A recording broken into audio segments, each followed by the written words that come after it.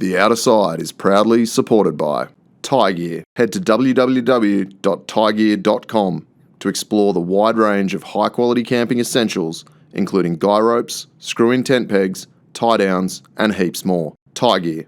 Adventure secured. Dog and Gun Coffee. Check out www.dogandguncoffee.com to grab yourself some bloody good coffee ready for adventure. G'day and welcome to The Outer Side. I'm Tony, and in this episode I'm joined by Al McGlashan. Bloody beautiful, mate. Welcome back to the show, Al. So what you guys won't know is that Al was actually one of the first podcasts that I shot, but the memory card, which brand shall remain nameless, decided to corrupt itself. So that is lost to the digital gods, and I get another hour sitting here with you, Al, which I'm not mad about. No, I don't know if it's good for you. And we blame technology for it. We blame technology, but you know what? It's been nearly a year, so I'm at least 10% better at podcasting, and we've got a new format. So we're going to start with the Fast Five. I'm going to ask you 5 questions, and you're going to answer the first thing that comes to mind. What is your dream boat? Ooh, how much money? Doesn't matter. Oh, have to be like a GNS or something like that. A custom build from the US, I reckon. Okay, so tell me, what are we talking? Is that like a game boat, or is it a... I'd go like a 47, 50 footer, so it's still big enough to move around, chase fish, but build it so it's long range, so it'd be a real custom style, so that we could go to the Wanganella banks from here, you know, do real long range stuff, so but not too big. Fuel capacity. Yep, and just fuel economy, and just fit it up with so many Furuno screens that it has to, I'll probably have to have an extra foot, you know, just so it doesn't sink. All the electronics. What sort of money are we talking here? It'd be 2-3 million. Start chucking in a bit more, 4 not million. Completely out of the question. We've all got to have a dream, Al. If you could have an unlimited supply of one thing, what would it be? Oh, just Audi. Just lots of Audi. That is a very diplomatic answer. I like it. What is your least favourite food? Oh, Brussels sprouts. Really? I reckon. Yep. Nah. Although, funny thing is, Ord's cooked them up the other day. Yeah. And I don't like these. Yeah. They were bloody awesome. Put these little nuts in with them and a bit of butter and fried it. And we did it with blue eye, because we caught a nice blue eye the other day. And I went, they're actually really nice. See, this is really funny, because we ate Brussels sprouts last night, and my wife and I had this conversation. I said, we didn't like Brussels sprouts as a kid. Sorry, Mum, in advance. But I think it's because our parents cooked them really poorly. I reckon if you cook them well, they're actually quite nice. When you steam it, it tastes like crap. It's just simple. But you fry them off in a bit of butter and they're good. They're really good. Yeah, I have to so admit. Brussels sprouts don't deserve the hate that they receive. Yep. Favourite band or music artist? Good. Luke Combs, I reckon. Another country listener. Yeah, and Ord's got me into that too, so listen to it. There's one where he goes to Panama fishing. I thought you were cool, Ords. I have a very stern no country rule anywhere near me, but all of my friends apparently listen to country, so maybe I'm the odd one out. And what would you eat for your last meal? Swordfish. Or maybe venison. Blue eye was pretty good last night. Can I pile them all together? No. Oh. Well, I mean, you could. Swordfish. Just a Grilled pile of protein, no vegetables. Yeah, grilled swordfish, have to be. Very good. I'd have to agree, it's up there. It is, I love it. And do you know what? What I love about swordfish is, because we're so much into our food preparation these days, is that you can freeze it freezes really well. Like tuna, you got to look after it. Freeze is okay, but if you don't look after it, it's rubbish. And you know, dolphin fish you can't freeze, you know, for any length of time. But swordie, look after it, freeze it. You can eat it 6-8 months later, and it's still as good as when it went. So is that like the type of protein it is, or something like the structure of it, you reckon, or what? I think it's because they live in bloody freezing cold water, to be honest. They've so just got all the oils and stuff. Like, yeah, just it's like home. All he just migrate to the freezer, you know. He didn't move that far at all. Oh, bloody good. So Al, I don't even really know how to describe you. I'd say you're a fisho through and through, but a videographer, a journalist, a published author, an underwater videographer. I mean, you've done a lot, but all pretty much with one common trend, and that is the fish and the ocean is the centre of it all. It's been a passion. The funny thing is, so when I grew up, you know, in our day it was, you know, careers advisors, which you don't seem to get now with the kids. You know, I remember him sitting there, he goes, right, what are you going to do? I went to Scotch, a fancy school down in Melbourne. Yeah. I went, going fishing. He goes, whoa, you do not. No, we don't have kids that go fishing. Yeah. He goes, what it is you work really hard at school. I went, oh, you're losing me there. Yeah. He goes, from there, you then go into uni, you work really hard, get good grades, then you do a job, and in your spare time you go fishing. And I went, scrap that. I'm going to build my career around my passion for fishing. And it's a lot of them go, it's a perfect career, but it's a lot of hard work. Oh, of course. Like everyone is. Yeah. And I went, oh, how am I going to do that? And I tried working in the tackle trade, and got almost sacked because I went fishing when, snapper were running. I went fishing, didn't go to work. I didn't quite understand it. Then I did guiding for a while, and guiding was great, but too many people didn't appreciate what we saw. So, you're out there and a minke whale comes up the boat and you're like, oh, that's unreal. Oh, we didn't catch 3 marlin today. I'm like, mate, I had a minke whale swim to the boat and stick its nose up, And then by accident, while we're doing that, we were taking photos because people didn't believe we were catching, because in the early days, marlin were pretty hard, particularly on the south coast there, because we just didn't know the techniques. They were there, we just didn't know how to do it. And we went and started catching them. I still remember to this day being at the boat ramp, we caught 2 marlin, and this bloke's there and he goes, oh, how'd you go? And I went, oh, mate, we did all right, caught 2. He goes, what, tuna? And they were all tuna in those days. I went, no, striped marlin. He goes, you did not catch striped marlin. Where are they? I went, we let him go, we couldn't kill him. And anyway, so he goes, no, it doesn't work like that. No, just what if you don't kill it? And you know what? And from an early day, I've always been about the no. Well, I'll eat them. Don't get me wrong, but only kill what you want. And they're just too pretty and they're too valuable, I reckon. Yeah. And so I went, rightio. So I got a camera, and in those days it's all slide film. So it's not like today where it's all digital and easy. And believe me, it is so easy now.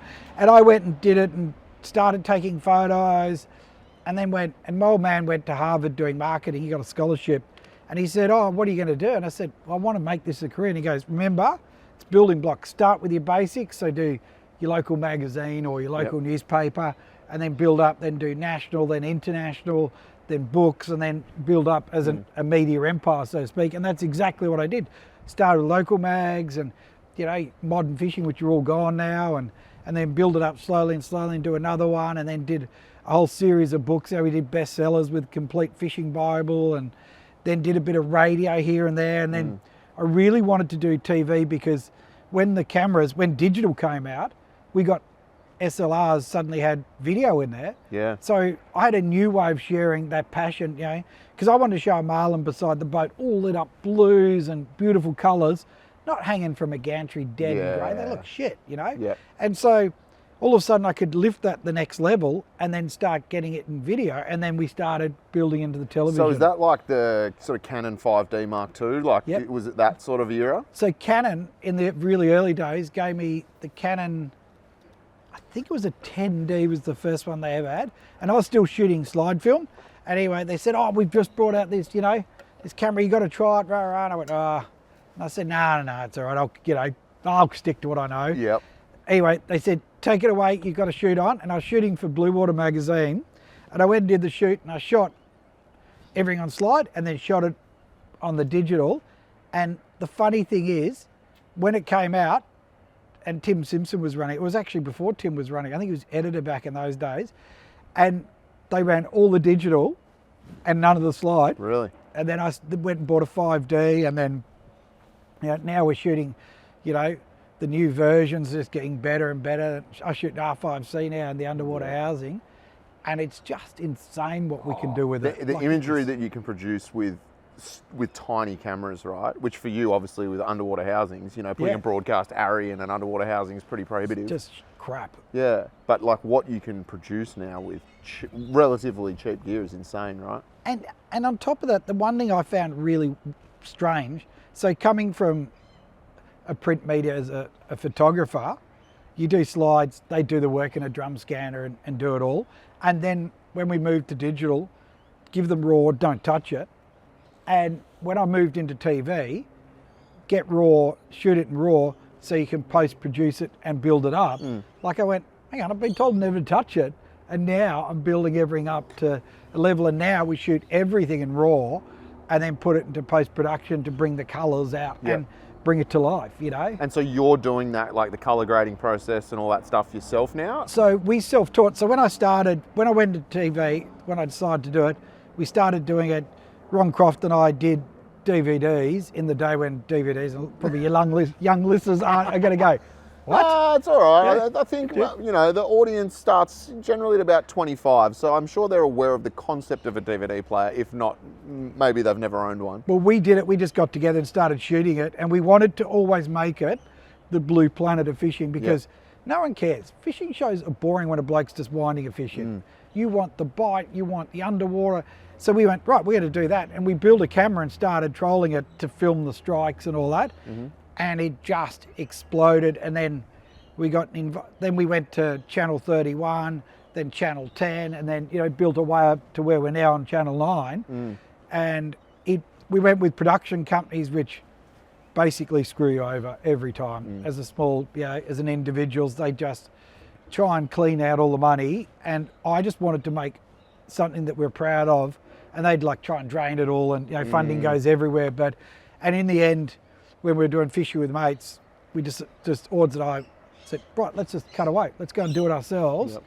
And it has been, doing Fish Forever has been insanely amazing. But the level of work, because I started as a presenter and a stills photographer, then it became a cinematographer, then became a producer, then became an EP.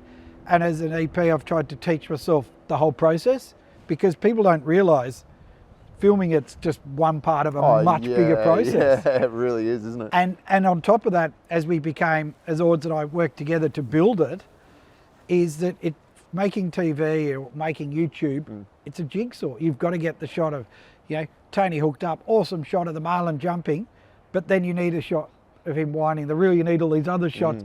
So your mind is constantly thinking. And of course, we're in you'd almost say a fluid environment. It keeps changing. So you don't know what you're shooting. Like, I would argue you are in a fluid environment. Yeah, my cameras have suffered a few times for that too. We've got to slide a few dad jokes in the middle of all of this. So when you talk about the underwater camera, so is that Strike Zone? Yep, so we did it. We built it and called it Strike Zone. And Ron built it up as a little lipstick camera, and we ran a feed all the way back up to an old Sony clam. So a little HD clam that would sit there, and it was on tapes in those days. So you put your little HD tape, high 8 or something. Yeah, a little tiny cassette would go in, and you'd record for 30 minutes, stop, and if you didn't get anything good, you'd delete, clear it all, and record again over it. And if you got something good, you'd take that tape out and put another one in. And what it taught, and what I love, is that fishermen all have great theories based on absolutely nothing, because they can't see what's going on. You know. But when we actually saw how the fish were feeding, the fish that were coming up, the actual behaviour, it obviously accelerated our fishing ability massively, because we knew what was happening. We didn't go, what they do is they swim around it 4 times, then they look to the left, then they go back to the right, and then they eat it backwards. And you go, why? But that's what they're doing, right? Yeah, instead, no, they come around and just crash it. They don't muck around with it. But they will spit it out quicker than we can, like, hook it up. You know, they'll come grab it, and if they sense something's wrong, you can see them looking at the leaders, all these things that we thought were semi-invisible. So we started to really learn that finesse played a massive role. And your bait presentation or lure presentation, all that stuff, right? Like, it's funny now, because we don't want the fish to eat it. So now when we're filming, we deliberately have a bait spinning or doing something terrible, and all the internet experts go, oh, well, I wouldn't put that out. We go, we don't want them to eat it. You don't want to hook it, you just want to film it, we want them to look at it so we can film them, because if you make it too perfect, they smash it. We don't want it. You go, mate, we don't want that. We want to, and we go fishing now, like we've been doing a lot with filming marlin, just trying to understand how they bite, how they approach. Do they come from the left or right or anything like that? We go fishing for day, Ords and I, come back in, and bloke goes, how many fish you get today? I said, oh, we had 9 in the spread today. And he goes, how do you had 9? I was, oh, we're looking at my camera. And he goes, oh, well, how many did you catch? I go, we didn't actually put a hook out. He goes, well, I caught 3, so we did better. And I go, we didn't actually. Different motivation. We don't, because in the old days, if I got jumping marlin shots when I'm doing marlin mag and all those, we were making a fortune in the early days. I literally sold every image I shot because there was a massive demand. There was probably only 4 or 5 in the world doing it. So we were shooting them and sending initially slide film and then digital straight out. Now, because of social media, photos aren't worth anything. So it doesn't do anything for us to shoot what we used to, you know. Is that in some ways a little bit disappointing or frustrating for you that a little bit of that sort of art of photography's gone? Yeah, and do you know what? It's lost a bit of skill in some ways, but it's got more exciting in other ways. It's changed. I miss the magazine days, and call me old school. I still love opening a magazine and looking at it. You know, you look at social media, flick, flick, flick, and there's so much crap on there. What I find probably the most frustrating is someone can put any BS up there and there's no rules. So when I write for the Daily Telegraph or something, if I put some of the stuff they put on the internet, I'd be sued straight away. But they just put anything they want up, they make stuff up, they just, you know. But there's no accountability. Yeah, there's no accountability, and it has wrecked it a bit that there's no, like we no longer put any fresh reports up, like we used to help people and do it all. Now, because people just treat it the wrong way, we always put it back late, and plus we don't have time. We just literally don't have time, so it's now scheduled posts and later on, and you get people going, oh, well, you need to tell us straight away, and it's like, nah, put in the hard work yourself. So yeah, you got to learn, and we've lost that with fishing. Now everyone, and don't get me wrong, it's got, living's a lot harder in Australia than it used to be, is that in the old days there'd be, I can name a dozen boats that would always be out looking, and we'd find the fish and we'd tell people. Now it's an expectation. The minute you're going, why didn't you tell me you caught fish? And you go, and there's more people fishing. So in the old days, we'd be like, there'd be 3 or 4 boats out. Now I go out, it's freaking car park. Yeah, it's changed so much from what it used to be, and we're now not a 90-10 rule. So 10% don't catch 90%. It's probably, at a guess, 60-40, 50-50. So there's a lot more pressure on a lot less fish. But what you get is because that 40% that weren't catching them are catching more fish. People think there's more fish. Yeah. But we're actually targeting, and we can see it. And you know, you get people carrying on about it, going, oh, you don't know, you just don't fish for it. I said, no, I won't put the effort, more effort in for less. I just don't want to do that. So we're doing, and that's probably a good thing, or the good side to that is I love being at the front line in trying new things. So like sword fishing I love because we have no friggin' idea what is going on down there. Right? Yeah. We're still learning massively and trying to get a feel for it. And you know, the other day we're down fishing, hooked up a swordie, and we've been running a big Shimano electric on the bottom. Not just, well, my brother loves it so he can get bottom fish, but we're trying to see if we catch blue eye and then catch a sword, there's a correlation. So we're trying to identify the bait that we're then seeing on the sounder. And had a bite on the swordie gear, wound it up, it's come off somewhere, because swordfish always come straight to the top, every time. If you get a screaming run straight away, it ain't swordfish. It'll be a bloody great thresher or something. And we wound it all the way to the top, and it'll be in season 3 of Fish Forever, because it's so good. We've got up, and our light's about 30 metres from the bait, and so we've wound it all the way to the boat, fish has fallen off. It's like, oh, we didn't get any, like, you would normally get them pull a bit, and then the hooks pull or whatever. Nothing. He starts hand lining it in from the light, and you see him look out the back and go, won't say the exact words he said, but there's a swordfish at the back of the boat. He swum all the way to the boat and then gone, oh, shit, I'm going to make up for this time. And then he's gone, explode. We've got all this line. Luckily, so it's still hooked. He's still attached. Yeah, he just swum all the way to the boat he was 600 metres below us, and we wound him all the way. And so all of a sudden you've got this great, because we have a camera up above, Stu going, oh shit, there's one there. And all of us, 3 of us, me, Odds and Coops, all grabbing in on the line to try and feed the line back out and accelerating the boat to get away from the fish. Anyway, so we got away from him. The next thing he's done is come screaming in and charge the boat. Oh, really?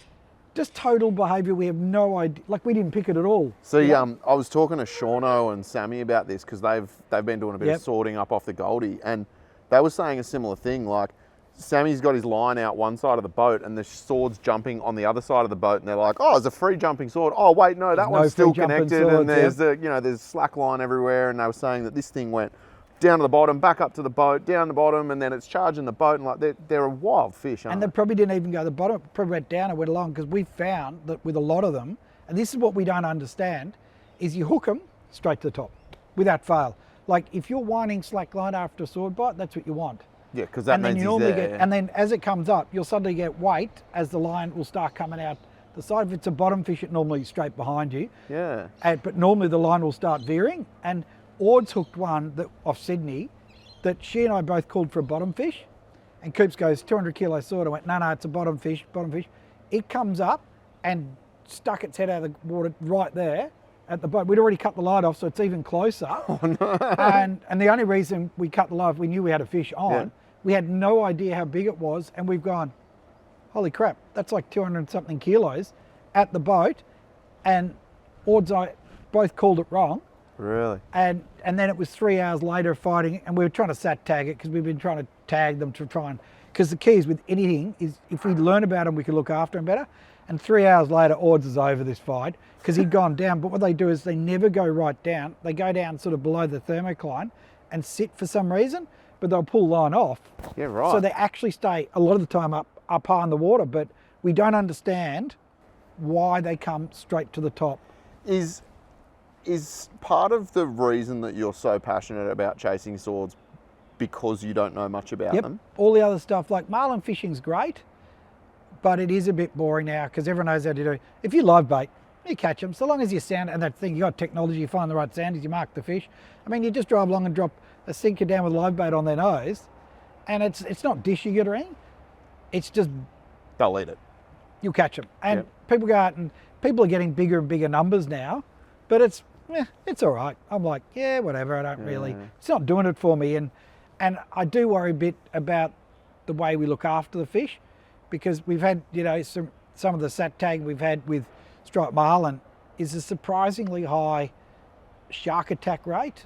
After not immediately, but a week or two up. Now, whether that's a natural thing or whether that's having the sat tag in them, we're not sure, but it's alarmingly high. So if we're catching them, and we're catching all the fish, don't get me wrong, striped marlin can't hide. I mean, you use now omnis on a boat, you can see a marlin within a kilometre of the boat. It's insane, isn't it? So the technology is a massive thing, and tech's screaming through, like with, from, GME to cameras to boats to everything. The tech is just so quick. Is what impact are we having? And that's something that we want to, and don't put, you get the old thing where everyone goes, oh, just don't say, rah, rah, rah, you're just trying to stop it. Not trying to stop it, I'm just trying to say, if we're aware of it, we can change what we do. Marlin fishing, classic example, used to use J-hooks. Yeah. Fish swam off every time I let it go. I look back and go, they didn't swim very far. They've just had their guts ripped up. Yeah. Circle hook, we know they're living, like 100% they're surviving. But what if we've now got another thing? Sharks are obviously changing. They're a big issue these days. And even on that whole shark issue, it's really interesting. Sharks, there's 350 species of shark. Yeah, right. A number of species, like as a majority, they're depleting. Okay. Makos and stuff like that, there's no doubt they're on the downward spiral from our observation. You get people, oh, well, there's heaps of them there. That's fine, show me that they're there. But whalers are the ones that are doing all the attacks. Really? As right across Australia. And in whalers, there's 40 species from bull sharks to, silkies. Oh, so a bull is a whaler? So he's part of the whaler family. Oh, I didn't know that. So there's a whole bunch of them. So it's not one species, but it's bronzies, it's, they're all in it. And why is it that in the last few years, something that's only happened in North Queensland, Exmouth, northern areas, is now happening right down? Why are whaler sharks now becoming an issue down here where in the past there was a little bit of an issue, but, So I've not had a mako attack anything since we've had that insane one when it came and ate the marlin. I've never lost another marlin to a mako since then. So, and we see less makos these days. We actually saw one the other day and everyone's going, I can't believe we saw a mako.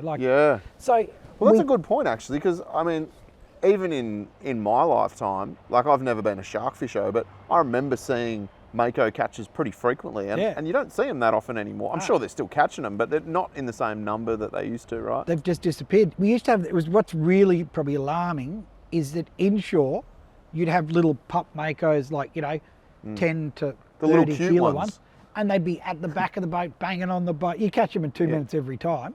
Chewing on the propeller. Yeah, you'd see them, I wouldn't say daily, but you'd see them, kingy schools up, there's a little mako. You just don't see them at all. Now, is that changed? And dare I say the water's warming up because you get everyone carrying on about it. In my lifetime, the water is warming up. Yeah. There's no different. There's no question we're seeing fish that I've never seen. I mean, they caught, was it Red Emperor in New South Wales last year? First time ever. Like species like that, you know, have never been recorded here. And everyone goes on about, global warming. I mean, there's just too many people in the world polluting and using up too many resources. That's all it is. Yeah. It's just too many of us. And we want more and more.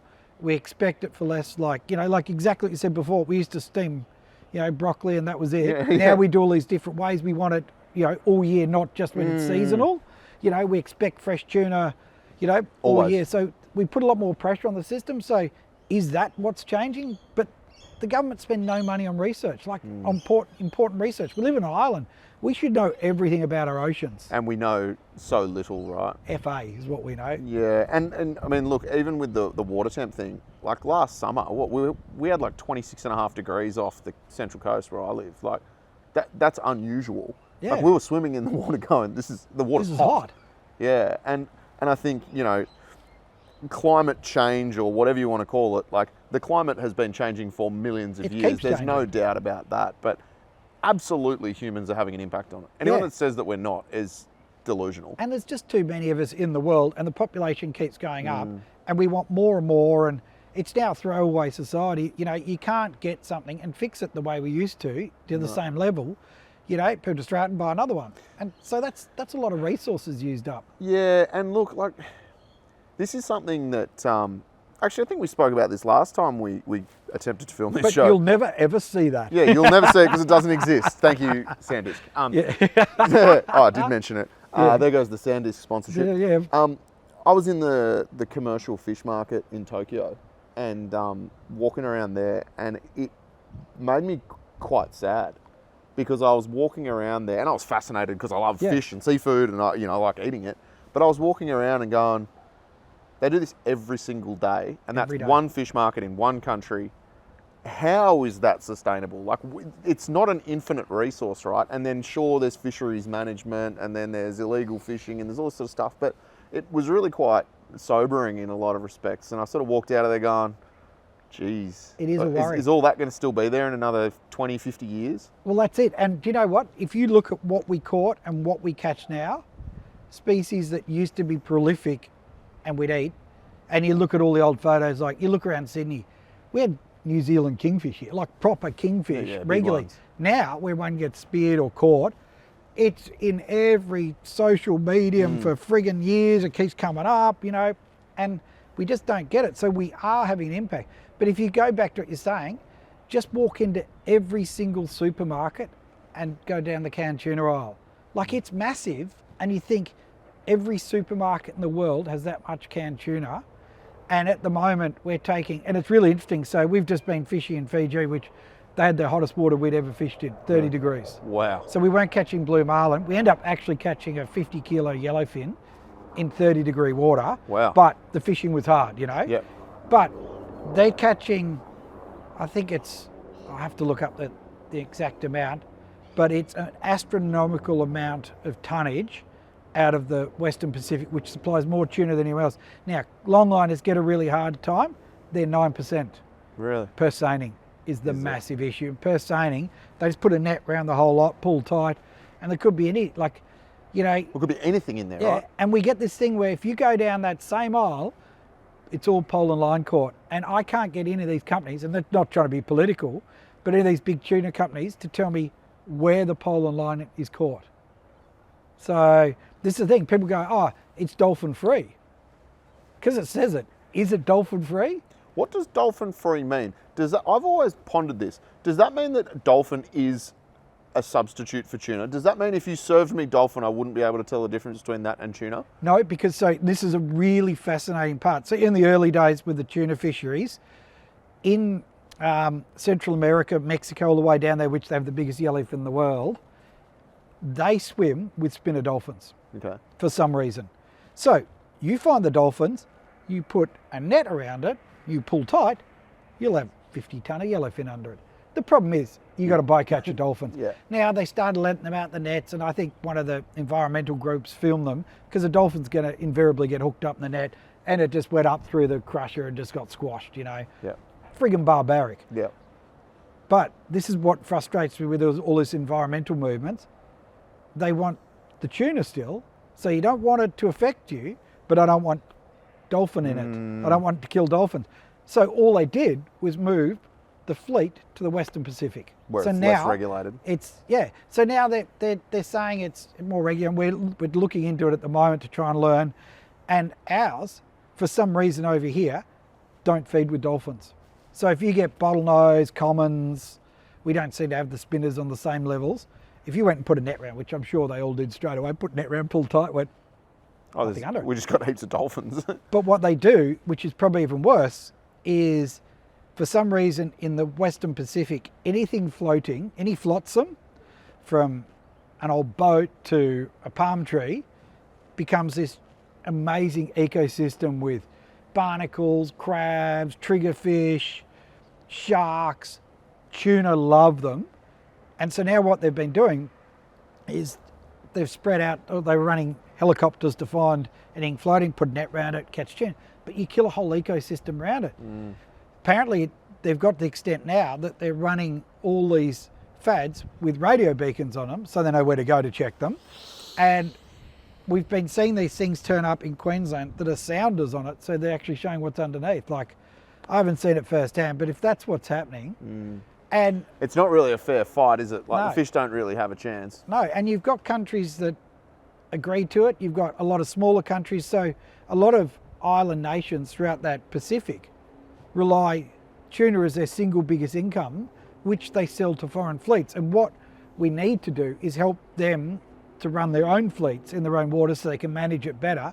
Don't sell it out to overseas and someone else is in there flogging it. Like right now, they're flogging the bluefin on, the east coast right on our 200-mile zone because they won't come inside it as a general rule, but they're out there flogging it in the high seas. How are we managing the high seas?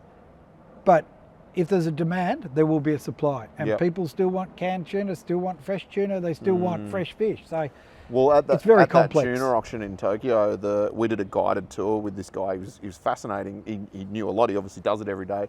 And he was saying, it's a bit sad, we used to have many more big tuna every day, but for some reason, there's just not as many anymore. And I sort of went, for some reason? Like, do you think because this is going through here every day, and there's billions of dollars of fish going through that one market every day, and how is it sustainable? It is frustrating, and it can be sustainable if we don't have the greed element that if I don't take it, someone else will get it, which is that mentality. And old school commercial fishing is the more I catch, the more I earn. What we need to do is change it to let's be selective, take the right ones, and learn fish. So, classic example, bluefin are really slow growing.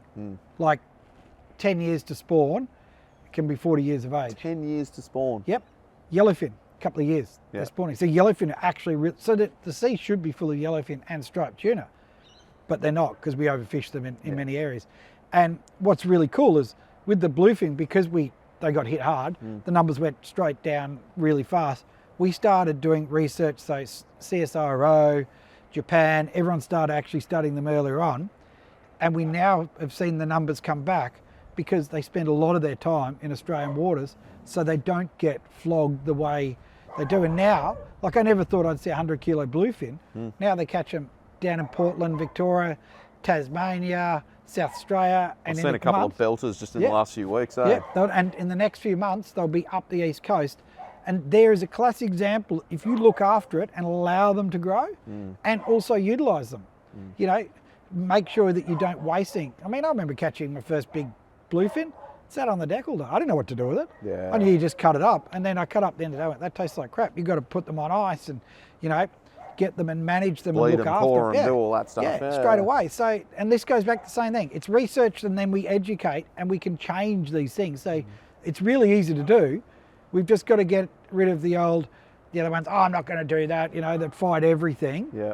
And go, let's just go forward and make it better. I mean, you can see the impact, right? Like, I mean, we're not far from the Parramatta River here and obviously feeding into Sydney Harbour. And I remember when there was still commercial fishing in Sydney Harbour. And I remember the change in the first 10 years after they removed all the prawn trawlers out of there. Like, the system came back so strong, because your main food source is back. And, and we've got to understand both sides. You've got a poor old commercial fisher there who's done this all his life, and then he's told tomorrow that he hasn't got a job, which comes down to, in a large portion, fisheries management actually having a set of balls and making changes earlier, rather than this thing, I'll put it out for public opinion, so people who have no idea can have an opinion.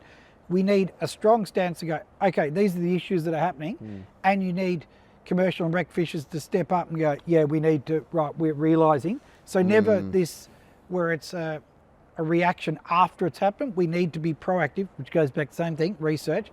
So we know stock levels are changing, we need to work on it. I mean, now with the Parramatta River, because Sydney seems to be exploding, we've now got the new problem is runoff. Yeah, plastics. So and plastic and there is nothing in the system to stop it getting in there. There are no, councils won't talk to each other. They got councils that meet and, you know, little boards that all chat and have coffees and absorb nothing taxpayer happens. money, yeah. Yeah, and nothing actually happens. And I mean, I watched them down before, they're cutting down all the mangroves to build a new bridge and stuff, and not against progress. Mangroves need to be filter, there. right? They're a filter. We need to clean up our mangroves. And I was trying to get the government to, because we got Australian bass. Imagine if we got Aussie bass, because they go from the fresh to salt to spawn in the Parramatta River in the centre of Sydney. And then I just got, oh, you're just troublemaker, McGlashan. You know, like they're all just back away from it going, imagine that as a sustainability eco-warrior specialty. And greenies, none of them are interested. They're just like, yeah, whatever. Here's an interesting one for you. Just this morning, I was sent a photo of a very sizable Australian bass that someone caught off the beach on a beach worm. Yeah, right.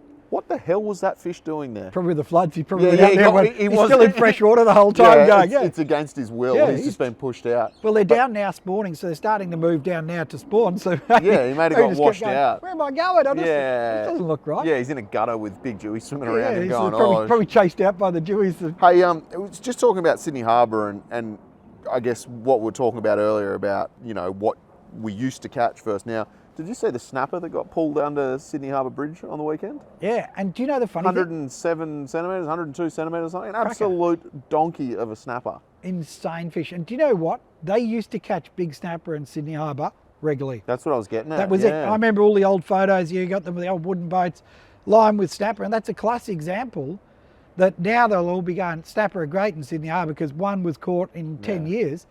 In my whole life, and we don't fish from the harbour, so there's a certain amount of, to be fair, I reckon I've caught about 3 size fish. You get a billion little ones. Yep.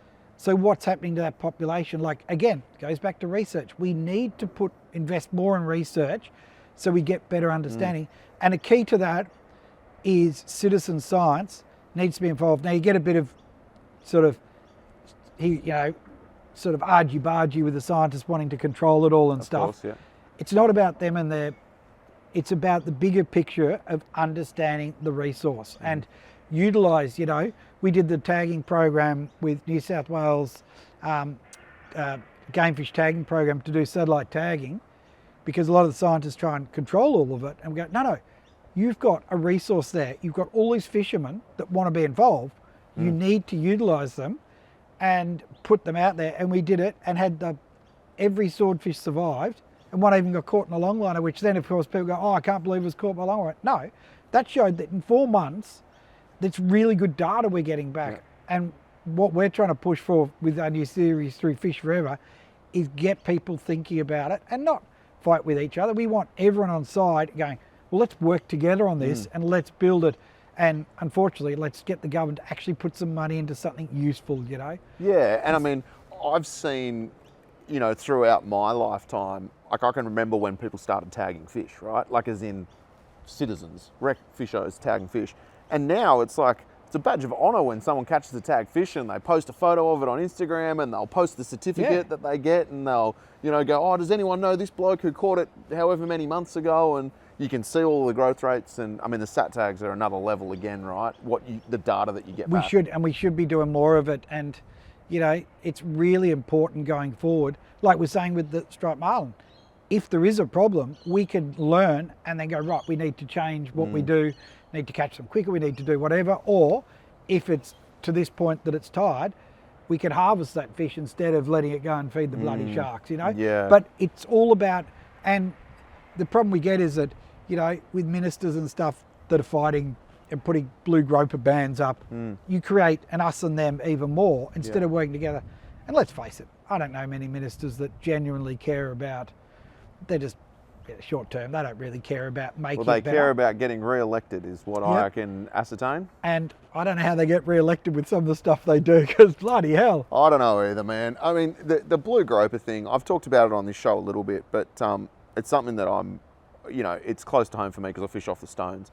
I don't target blue groper. I've been smoked by a number of blue groper when I'm drummer fishing because they're pretty hard to stop when they get pretty big. But we were talking about it before we turned the camera on. I mean, how many people do you know that actively target blue groper? There's literally none, and it's just such a bad, yes, protecting them can be fine, but why don't you put it down and go, no take for a while? Because most people, 99.9% let them go anyway. And now it's this thing that you've created, us and them, and it seems to be a problem that we've got because we all want the same thing. We all want fish forever. So you've got commercial rec and green groups. And we've started working closer with commercial groups, which is great. But we want to get green groups across as well. But the government just seems to really want to make sure you're over there. And it's the same with the bush, We want access. And if people are doing the wrong thing, flog them. Punish them, Don't punish everyone for one person. Someone got run over by a car, so that means we should ban cars. Ban all cars. No, you need to actually manage it and start putting in a real process and going, in Victoria you can hunt national parks, and they have got some game managers out there managing it. They probably need a lot more, but it's harvesting and processing, wild deer instead of flying around in choppers, which costs a lot, and carbon credits, using it up, shooting them, and I've seen them there wounded and stuff. It's just not the way it should be done. And it's a resource. Let's utilise the resource, maximise on it. And if you need to, people can put a bond up or whatever, or go through a hunting course or whatever. Well, it already exists, right? The restricted game licence hunting already exists in New South Wales for state forests. And I when I put the petition forward to the Legislative Council, I was talking about hunting, and I had all these greeny lunatics coming at me going, "What do you mean you want people to hunt in national parks? People will get shot." And I looked up the data, and not one person has been shot in a state forest. Yep. Not one. No, and never. It's been 20 odd years that it's been legal to hunt there. No one has been shot. No. So it's just this, that division, but people are unwilling to open their minds is what it seems like. But then those same groups are saying, "Oh, we should shoot all the brumbies in Kosciuszko." It's just, like, oh, okay, so you can shoot them but not deer. No, and you can go in there with a chopper and fly around blasting away, and I think the one thing we need is to get a bit more unity on a large level with all outdoor users, from, motorbikes to four-wheel drives to fishing to hunting. No one's going to agree 100% ever, but we all want access. We just want, and there will be some management things if, we know we tear up the tracks if it's wet with a four-wheel drive. But you and I won't go and drive down a track because it's wet. We'll leave that. Yeah. You are going to get an idiot, does it? So let's have some. Yeah, let's get in there and take him out to sea and use him as shark. I don't know if I'll have to say that. We're not endorsing taking people out to sea. I am getting a bad look from Ords in the back corner there, going, "Shut up."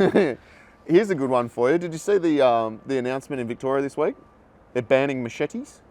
Yeah. So there was a group of little hoodlums in a shopping centre that had a fight with machetes. So the Victorian government said, "We're going to ban machetes." Now, how about you have some security in there and or punish the person that is doing the wrong thing, right? So it's this whole thing. Yeah, machetes. What's the machete? So they'll get a kitchen knife. Doesn't matter. Here's the funny thing. So I read the bill that's been proposed, and they said a machete is any bladed, any bladed knife greater than 20 centimetres. I'm like, well, there goes half my chef knives that I've got at home. My sushi knife's gone. My brisket knife's gone. They've all got blades longer than 20 centimetres. And what about, so we have a salmon knife when we fill a big fish. It's unfortunately, that's a machete. You have to hand it in. I'm not sure I'd kill anyone with it. But, well, you're not allowed to strike people with it, but I liken that to the blue groper ban, right? So like a bloke illegally speared a blue groper, which has been illegal for 50 years, and so they banned people fishing for them with a line. Which had nothing to do with it. So this innocent people walking past. Dude tried to hit someone else with a machete, so they banned machetes for the entire population. And everyone else that used it, and this is what it is. For its actual intended purpose, yeah. And it's become this whole thing, instead of, managing it, going, right, we need to protect people. No, we'll just ban that. That'll fix it. Doesn't fix anything. They'll just change. They'll come back with an axe. Then you won't be able to use an axe. They'll have chains or whatever it is. These people will keep doing it. How about we actually go, you're not allowed to do that. You're going to prison. Yeah. Or we'll put you back on that boat and put you out to the sea in shark bait like the rest of them. You're still not allowed to feed people to sharks. But, I think it is that it seems to be like an overreaction from government is the standard response, right? And it's this sort of like, oh, well, we fixed it. No, you didn't fix it. How about you put some more police, or even Westfields or wherever it is, have some decent security in there if that's going to be a problem. We saw it in Sydney when that guy went round. There's still no decent security in there. If that's what we have to have, which this isn't Australia anymore, unfortunately, when this sort of stuff's happening.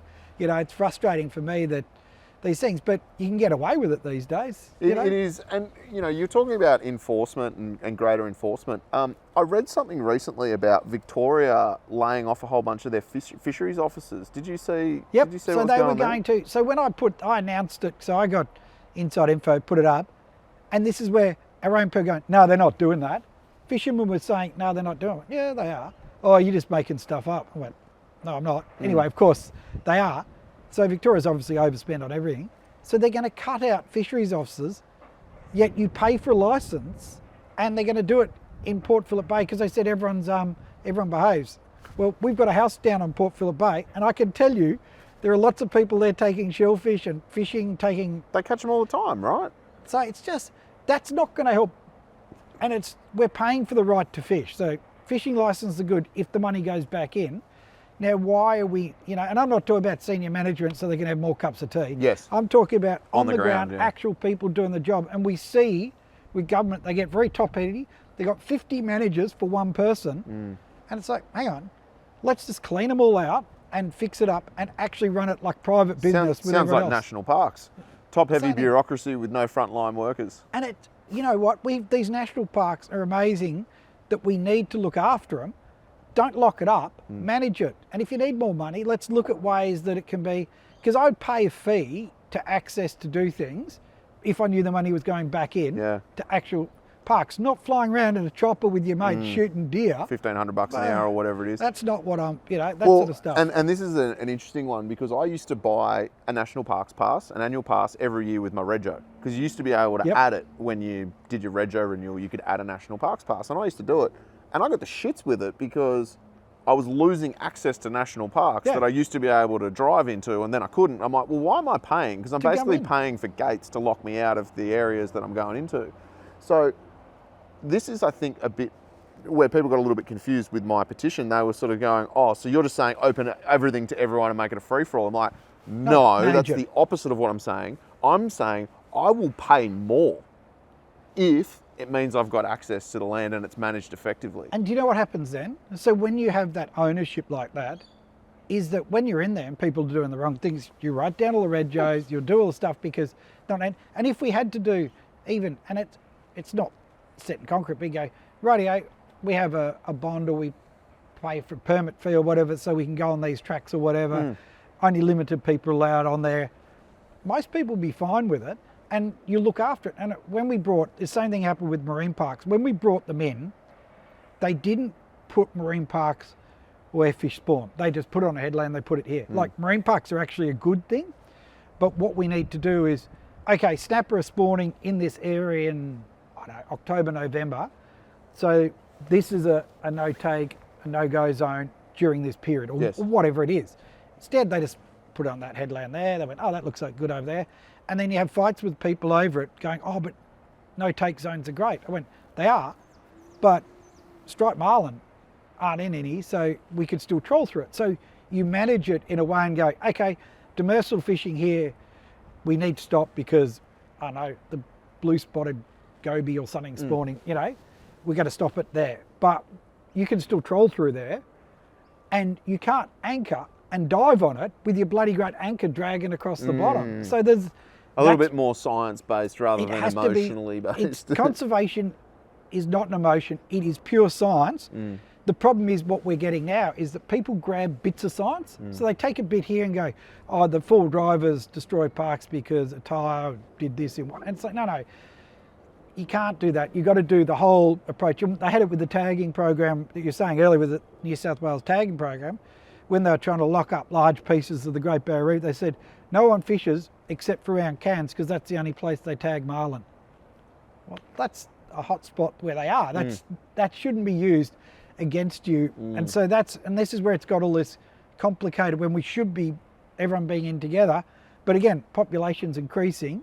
There's lots more difference, opinions out there, and everyone now, thanks to social media, is 100% right. And if you don't agree with them, they're offended. Yeah. So you can't have a discussion. You're offended. You're racist, sexist, whatever it is, and you go, well, no, I just don't agree with you because of this. So you can't have a discussion anymore. People just, I won't tolerate that. Or you can't say that. Okay. Oh, mate, the National Parks petition was a chilling insight into that. The amount of abuse and hatred and threats and people telling me to kill myself and all this stuff that came out of the woodwork, and I'm like, all I'm asking for is accountability from a government department. I don't think 100%. That's really I'm not insulting you or your family or your friends, but the default response of people is to just attack anyone that disagrees with them. Yeah, and it's this really aggressive, and it's getting worse. Like, it's alarming the level that they do. We've seen it in the past there, where we did when the bait boat came in, the Geelong Star. Or was that the super trawler? Super trawler. We went down, and so I gave up my work to go down to Canberra to try. And remember, you're taking someone's job away. You've got to be very clear that these blokes have invested money into something legally, and all of a sudden, because I don't like it, and we went down there, and they're going, oh, you just got everyone against us. So gave it date, came out, and then looked online, and they're abusing us for going to the meeting because some two-headed idiot couldn't go or something like that. Carried on, or just to shake it in the background. And of course, and I may have been, like, I say how it is. So you were on passionate. social media, I tell them if they're an idiot, I tell them, and I might use a few more profanities around it. And that just fired them up, these people who were fishermen. Yeah. So here we are moving the boat out. So when we did the meeting, we'd actually got the boat out of the waters, because it was Dutch owned. As soon as they saw that all these idiots were fighting internally, because if you're not unified, you have no strength, they turned the boat around and went and fished. And from then on, they fished right in amongst all the fishermen just to stir them. And we were working to try and get it out, but we lost all our momentum because a couple of offended morons cracked the sads and going, oh, well, you went to the meeting. I didn't want to go to the meeting. I only did it because I wanted to make fishing better for everyone. I've made a whole awesome career out of fishing, and for both Ords and I, if we can give back to make it better, and I don't want sustainable, I want to enhance it. So if you and I go catch 5 kingies in a day, our kids can go and catch 20 kingies in a day, and not because of technology, because it's actually better. Because there's actually more fish. So we want to put in, and our industry is notorious for, all the celebrities, or whatever you want to call them, personalities, for not putting back in and really stepping up and going, I want to make this better. They're all in for taking out, but not putting back in and making it better, so you can say that's a better fishery. Like, bluefin, we can sit there proudly and go, we played a role in, when I was a kid, I never saw a bluefin, and all I got with Dad's stories, oh yeah, we used to catch them in the heads. Yeah. Port Phillip Bay. You're like, yeah, whatever, mate. It's like, to where now it's the total opposite, where they now catch them at the heads to Port Phillip Bay. Now catching kingies in the heads to Port Phillip Bay. Can't catch them up here anymore, but they're all gone down there, probably global warming or whatever it is. And making it better, because we want kids out fishing, we want them off screens, which is kind of ironic when I've got more screens in my boat now. I was going to say, it's just sort of this, you can't look at more screens unless it's a sounder, a GPS, or a radar, or a video camera for underwater. You only look at the screen if it's helping you to catch fish sustainably. So it's just changed. But yeah, we just want to put it back in and make it better for the future. Do you think that there's a shift in mindset, generally speaking, amongst the fishing community in terms of being more aware of, sustainable fishing practices and the future? It's constantly learning. We're constantly getting better. We do have an issue with social media where the antis just get on and just attack everything. And if they get momentum, people just jump on and they don't use facts. They just put bits in. Just emotion, right? Yeah. They could say that someone is chasing sheep and they're an alien. Like, just totally make it up, and people believe it. Yes. Like some of the stuff that comes on there, you look at it and go, are you an educated person? And people go, oh, and if he gets that emotion built up, they react and then it builds. And that's probably the only thing that we really need to address, that people need to pull these idiots in. And there are people just, they either hate the government or they hate other fishermen. And with fishing, if you want hate, put a photo of a big fish up. I guarantee the bloke that caught the snapper will be getting flogged senseless because there's been so much hate directed at him about, you know, the way he handled the fish, or he dropped the fish on the concrete, or he did this or he did that. It's like, so he's held up a bloody metre snapper. I've been spiked by him a few times and I've dropped them as well. It's just, you can't be perfect. And we've tried, and we show, and with our show with Fish Forever, we try to show, because you get a lot of shows where they spear a fish in and you can see it just down the bottom. Don't do it. Just let him go gently. Put him back in. Give him a second to wake up. Don't do it and crock waters up. No, spear him in up there. Just throw him in. Don't. It's, you know. But and don't fish out of a kayak. Yeah, definitely avoid that rule. And do it properly and look after the fish and have respect for them, because every fish is valuable these days. Yeah. The reason I was asking is, you know, I spend a lot of time on social media, probably too much if you ask my wife. But I've seen, like, there's a lot of really young guys that are getting right into their fishing, and I was reading something the other day. It's like, apparently there's a whole movement. It's called Fish Talk, and it's like they're filming fishing videos for TikTok, and it's like all these young, sort of early teen guys and girls. But I'm not a big TikToker. I don't get on there. I'm too old for that. But even on Instagram, I've noticed there's a lot of younger guys and girls that are lure fishing specifically, and they're doing a lot of catch and release, and they're the ones that are calling people out, going, hey, you should have released that, it's a big fish, or, you know, and we need more of it. Whatever that may be. We need much more of it, and instead of, like, there's nothing wrong with keeping, this is where it's really difficult, there's nothing wrong with keeping your fish, and there's certain ones that are. I eat fish, I've got no problems with that. We live on fish, you know, and it's important, that side of it, and we need to be very aware. As we learn more about, you know, certain fish release better, certain fish, the different parts of it, and do it. But you get a classic where you kill a big swordfish, which wouldn't even be 10 years old. Really? Yep. So they grow really fast. They're a fast growing fish. And you'll get people going, I can't believe you killed that fish, with a massive snapper that's 25, 40 years old, you know. And you just go, well, my fish is actually younger. Mine's actually more sustainable to catch. So you get that. And what we want is these young ones to be really encouraging them and showing, letting fish go the right way. Like, I still see fish throwing them over this. I'm like, guys, they're too good, you know. But the ones that are doing the right thing, we should be giving them all the momentum and calling out the turkeys and, you know, and doing it, because that's what we want going forward. And our world's changing, you know. You now look at TV's sort of, it's shrunk, it's now video on demand, it's YouTube, it's all these different things. And we need to use them as platforms to help educate people in the right way, and not in, you know, some that do it to shock people, to try and, you know, what they call it, clickbaits or whatever it is, and stuff like that, you know. Then so but, so I mean, your whole I guess brand at the moment is around fish for the future, right? Like, in terms of that whole sustainability piece. And I mean, I guess it's a philosophical question. Do you think that we have a chance to change the trajectory of our oceans? Absolutely. Our oceans are really strong, and they can come back quickly. And we've seen momentum if people get together and do it and change things. You know, when I started releasing big kings in Sydney, I got told off by everyone. Oh, no, why'd you let it go? You didn't catch it. Now all the main charter boats are letting them go and setting a really good example. And we still need, obviously, management issues there, but we can change things, but we just got to all do it. And we cannot have the excuse, oh, if I don't take it, someone else do, which, going back to the old days of hunting, you know, you don't shoot a big stag, you know, because you got a bigger one on the wall or something. I'll shoot it because someone else might get it. Let them grow, manage those stocks, let them get bigger, and let's let a big kingy go, that someone bigger get it. And if someone spears it, or a commercial bloke catches it, so be it. But if everyone does it, it's better. And look after, if you take a fish, process it. Like, we caught the blue eye the other day, and we used the head for stock.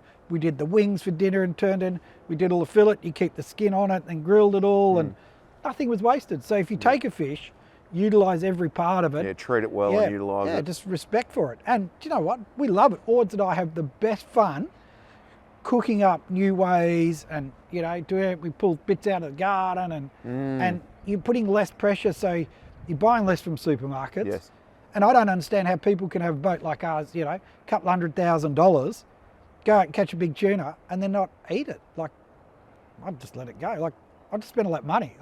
If I'm going to keep one, I'm going to utilise every part of it, because I just spent $300 and bloody $500 in fuel. I was talking to someone about this the other day. I think it was on the show, and I was saying, like, fishing is like the definition of a false economy. You're like, I'm getting free food. It's like, it's not free food. Like, each fish has cost you like 10 grand with the amount of tackle and boats and fuel and everything. So if you're going to put all that time, effort, and money into catching fish, why wouldn't you treat it like gold? Why wouldn't you treat it and utilise it properly to enjoy it? Exactly. You know what was even more stupid? The same day we caught a sword and we let him go.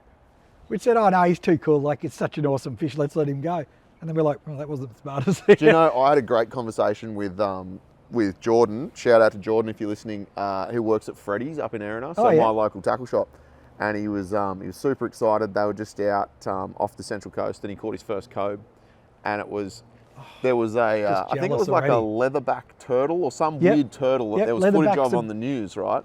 Biggest and they went out and found this turtle. It was swimming along, and there was 3 cobias sitting underneath it. So he threw a plastic at it, and he's got this amazing video off a mobile phone of him throwing this plastic and then bringing it back, and there's 2 cobes fighting each other to eat his plastic. Hooks this thing. He's got the photo of it, and I went, that is an awesome fish. Did you eat it? And he went, nah, it was the first one I've caught, so I let him go for some good karma. And I thought, how bloody good is that? And I said, those things taste amazing, right? Yeah. And he's like, everyone keeps telling me this, but his mentality was like, nah, it's the first one I've caught, so I'm going to let it go. And that's what we need more of. That's the sort of stuff we need more of. That's the stuff we need more of, because we are putting a lot of pressure on our natural environment, which is why we're getting, locked out of everything. Fishermen need to be at the forefront. Instead of reactive, we need to be proactive and make it going, we want to cut down this, like, size limits and bag limits, and change things. Like, we should be pushing the government, lobbying ourselves to change it. And we'll always have a few haters in there that go, oh, we're not going to change anything, we're allowed to do it. Whatever. Yeah, it's like, whatever, shut up, take them out to sea, feed them sharks. Sorry, Ords. I'm just trying to get momentum, You can see though, like, I think there are certain things that have happened in the community that give me great hope. Like flathead slot limits, right? Best thing ever.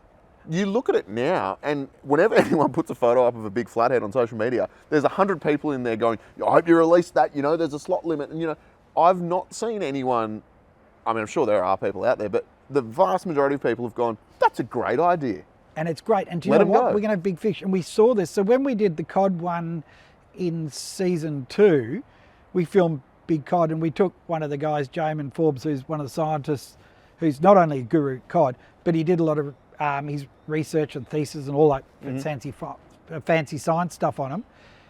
The cod limit, putting a slot limit in, has meant, and it was really interesting, he said, your genetics for those big fish, because they've got big, are the ones we want. So when we take all the big ones out, you're missing that genetics. You haven't got that gene pool of really good, evolution, better fish. That's probably not a scientific term. I don't think that is very scientific, but I'm following. And he said, and if we let them go and we learn those proper release, you're never going to get 100% release. Don't get me wrong. So one will die. And we've got this great bit of footage. We caught this cod in, I think, 6-7 meters of water, got him up, put the boga grips in, took him to the shore so we could do it. And I can get in the water, let him go. He swam down and he popped up behind the boat, and all three of us, me, Ords and Jamin, are all like, what? And he didn't have a release weight in the boat. See what Ords did?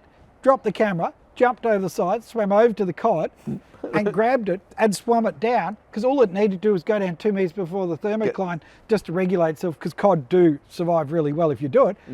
Put him down, and because he was probably a bit stressed over it, like, don't get me wrong, he's probably like, what the hell just happened? Yeah. It's like an alien abduction, get dragged up, seized, and all he does is look at me and like holding it. Yeah, imagine that, you're just swimming along, minding your own business, you get yanked out of the water, and the first thing you see is your head. And I'm like, yeah! That'd terrify anyone. But how good is that? And then Ords jumped in, like, I turned around, she's gone. She wasn't filming at that stage. I had to take over and do all the hard job. Swam over and sent this fish back down, so he survived. That's what we need for the future is more of that, because that fish will now be caught again and again. And we were down at Blowering Dam. They are 99% released fish in there, all the big ones, every single one of them, because they can't spawn, because there's another dam above, so they can't spawn. So those fish are all from, I'm going to have to go to odds for it. What's the spawning, the hatchery down there?